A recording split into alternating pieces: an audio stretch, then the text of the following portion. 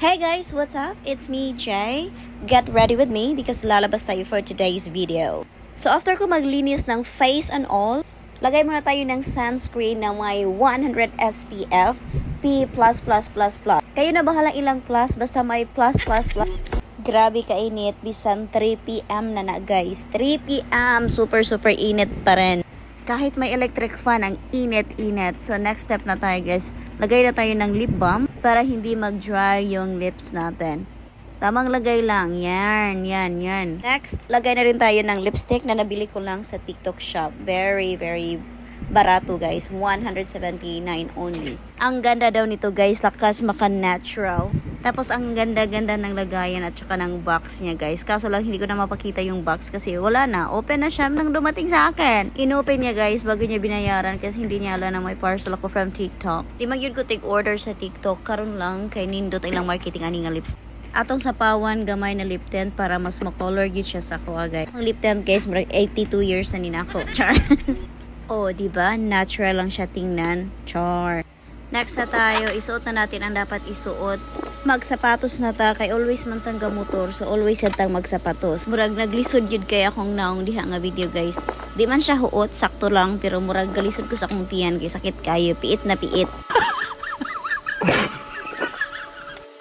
Kahagar diba natog naong wapaganitan na human sa atong get ready with me. Kilay muna tayo guys. Lagay lang tayo ng konting kilay para di abat tanaw. Oh, diba? Napurma-purma ng dagway.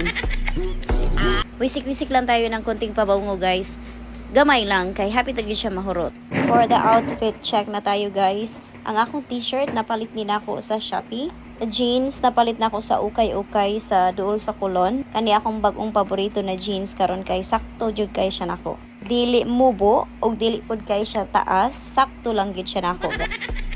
Ang last step na tayo guys, ang usa sa pinaka-importante usa ko mulakaw is ang pulbo. Kasi kapag walang pulbo, lahat ng mga dumi sa labas didikit sa mukha ko. Kaya pulbo is life. Next, pili na tayo ng bag kung saan babagay sa outfit natin for today. Ito ba? Cutie? Or itong napakahabang sling bag? Mahaba ba talaga or sadyang maliit lang talaga ako? O ayan na, ready na tayong lumabas. Ganyan lang yung mukha ko guys every time na lalabas ako ng bahay. Ay mas maayos pa pala yung mukha ko for today guys. Compare sa mga normal days, normal ganap sa buhay. At least naging half tao, half aso ako for today's video. O diba? Ang init. Kailangan ko na talagang lumabas. Papunta na ako guys sa parking area kung saan nakapark yung mga motor. Tagal ko na tapos sa get ready with me. Tapos yung face ko same pa rin. Agoy.